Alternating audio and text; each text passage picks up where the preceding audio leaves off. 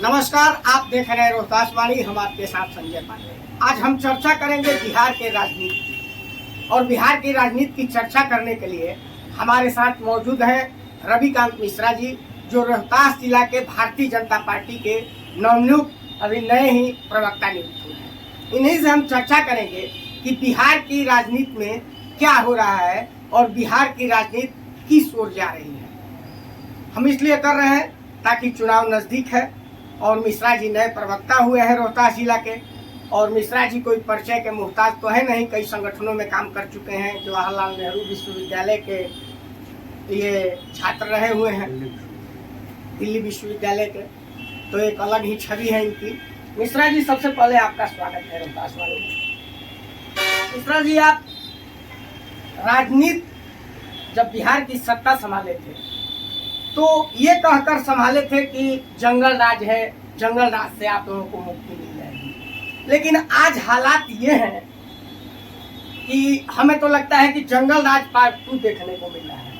हर तरह के अपराध में इजाफे हो रहे हैं। तो इस बार के चुनावी मुद्दे क्या होंगे आपके? निश्चित रूप से विकास पुरुष माननीय नीतीश कुमार जी के नेतृत्व में बिहार निरंतर विकास करते आ रहा है, और एनडीए गठबंधन जो सरकार है उनका मुख्य उद्देश्य विकास ही है, जो जनता के हित में है, जनता के लिए है, और जनता के लिए निरंतर विकास का काम करते आ रहे हैं। रही बात जंगल राज की, हम सभी पहले अगर याद करें तो जंगल राज निश्चित रूप से जो विपक्षियों का, जो लालू जी की सरकार थी, जंगल राज स्थापित हो चुकी थी और लोग उससे परिचित हैं।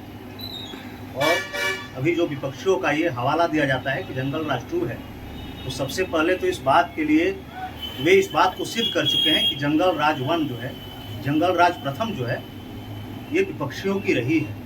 अगर जंगल राज 2 कहते हैं तो जंगल राज प्रथम उनका निश्चित होगा, ये खुद स्वीकार करते हैं। और ये जो अभी कुछ हवाले हो रहे हैं, ये निजी विवादों के आधार पर होते हैं। उनका सरकार उनके समक्ष उनके लिए कार्रवाई कर रही है, और जो परिणाम हो सकते हैं उसके लिए उन्हें सजा की भी सरकार उनके लिए कर रही है। मिश्रा जी, आप निजी हवाला दे रहे हैं। अभी 2 दिन पहले कोचस में अपहरण हुआ, कई जगह लूट हुआ, कल भी कोचस में लूट हुआ है, पटना में दिन दहाड़े हत्याएं हो रही हैं। एक मिनट, पारस जैसे हॉस्पिटल में, अति संवेदनशील हॉस्पिटल में हत्याएं हो रही हैं। भले वो अपराधी हो, उससे कोई मतलब नहीं है, लेकिन हत्याएं पारस जैसे हॉस्पिटल में हो रही हैं।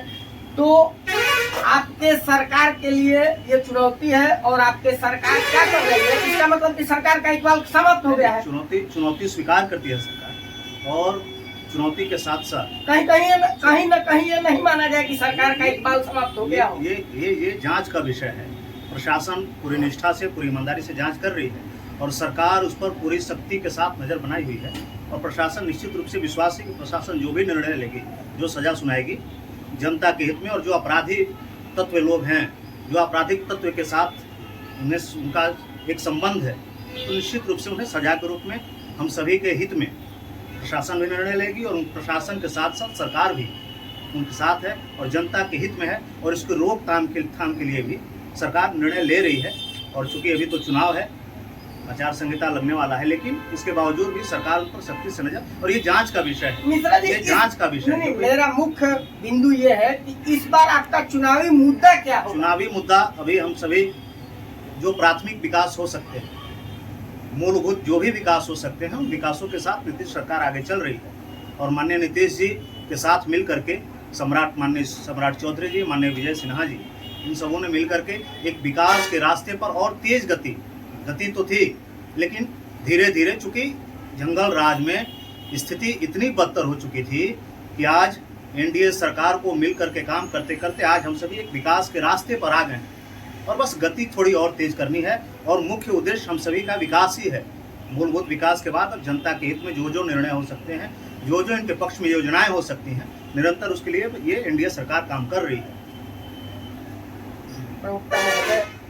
जन सुराज आपको क्या प्रभावित करेगा इस चुनाव में? जन सुराज अभी कोई बहुत प्रभाव नहीं डालने वाला है, क्योंकि होता क्या है वास्तविकता में, वास्तव में ये क्षेत्र के लिए, बिहार राज्य के लिए, ये अपने स्वार्थ की अगर राजनीति हो तो जनता इससे भली भांति परिचित है।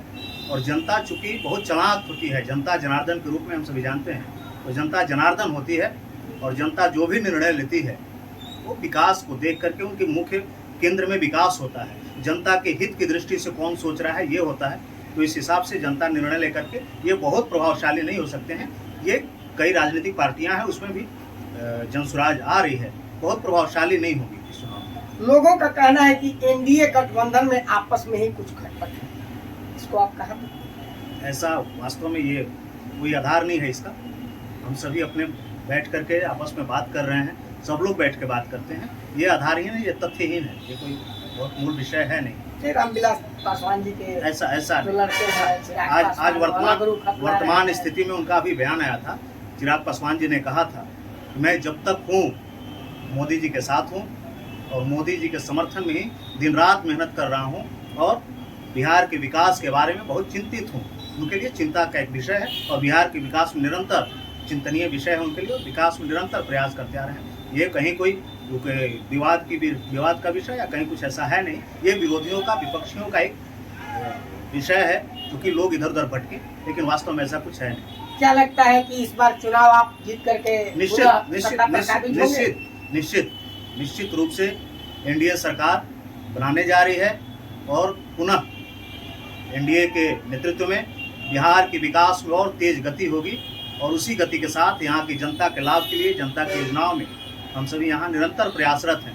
कहीं किंतु परंतु, कहीं कोई शंका संदेह नहीं है। रोहतास जिला के प्रवक्ता नियुक्त हैं, रोहतास जिला वासियों के लिए कुछ संदेश देना चाहेंगे? जी, निश्चित रूप से रोहतास जिला वासियों के लिए यही आग्रह है कि जो जनता के हित में काम हो रहे हैं, जो उनके विषय में, उनके प्रत्येक योजनाओं के विषय में, उनके प्रत्येक प्रगति के बारे में जो भी राजनीतिक पार्टी चिंता कर रही है उनके साथ आएँ। और हम सभी जो एनडीए सरकार है, भारतीय जनता पार्टी है, माननीय नीतीश जी हैं, माननीय सम्राट चौधरी जी हैं, माननीय विजय सिन्हा जी हैं, निश्चित रूप से उनके हितों के बारे में सोच रहे हैं। और हम सभी राष्ट्र की चिंता करने वाले लोग हैं। हम लोग अपने निजी व्यक्तिगत रूप से अपने धन अर्जन करने के लिए, धनोपार्जन के लिए हम लोग राजनीति नहीं करते। हम लोग भारतीय जनता पार्टी एकमात्र ऐसी पार्टी है जो निरंतर राष्ट्र की चिंता करती है और राष्ट्र की चिंता करने के साथ साथ हम लोग सिद्धांत के साथ चलने वाला राजनीति है। ये शिवमंगल सिंह सुमन जी ने कहा है कि क्या हार में क्या जीत में, किंचित नहीं भयभीत में, कर्तव्य पर जो मिले यह भी सही वह भी सही। तो हम लोग इस सिद्धांत पर चलने वाले, राजनीति करने वाले हम लोग हैं। हम लोग राष्ट्र के प्रति जितने चिंतनशील व्यक्ति हैं वैसा अन्य कोई राजनीतिक पार्टी नहीं है। और राजनीतिक पार्टी के साथ साथ लोग अपने निजी स्वार्थों के लिए, बहुत अन्य पार्टियां हैं, कई पार्टियां आते हैं बरसाती मेढक की तरह, कई पार्टी आती है, कई पार्टी जाती है। ये चुनाव में ही आपको बस सिर्फ देखने को मिलेंगे कि मैं बहुत कर्तव्यनिष्ठ हूँ। आपने सुमन जी की एक पंक्ति पढ़ी, हमें भी एक पंक्ति अश्विनी कुमार मिन्ना जी की याद आ रही है।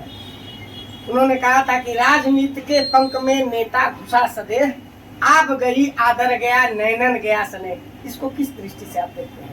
ये पंक्ति अगर है तो ये पंक्ति उन लोगों के लिए है जो लोग बरसाती मेढक की तरह सिर्फ चुनाव के दौरान राजनीति में अपने आप को सक्रिय दिखाते हैं, अपनी सक्रियता को यहाँ जाहिर करते हैं। वास्तव में भारतीय जनता पार्टी निरंतर, ये आज से नहीं, निरंतर प्रतिदिन 24 घंटे अगर कोई राजनीति के दृष्टि से जनता के हित के लिए अगर कोई काम करता है तो भारतीय जनता पार्टी के एकमात्र कार्यकर्ता हैं जो 24 घंटे इस राजनीति में अपने आप को दिन रात मेहनत करने के बाद इस कर्तव्य निष्ठा के साथ, निष्ठा के साथ, ईमानदारी के साथ मेहनत करते हैं। इसमें कहीं कोई किंतु परंतु नहीं है। लेकिन अन्य राजनीतिक पार्टी अपने स्वार्थ में, ये प्रमाण है, कई प्रमाण है, अपने स्वार्थ में, अपने हितजनों के स्वार्थ में, अपने रिश्तेदारों के स्वार्थ में राजनीति करते हैं।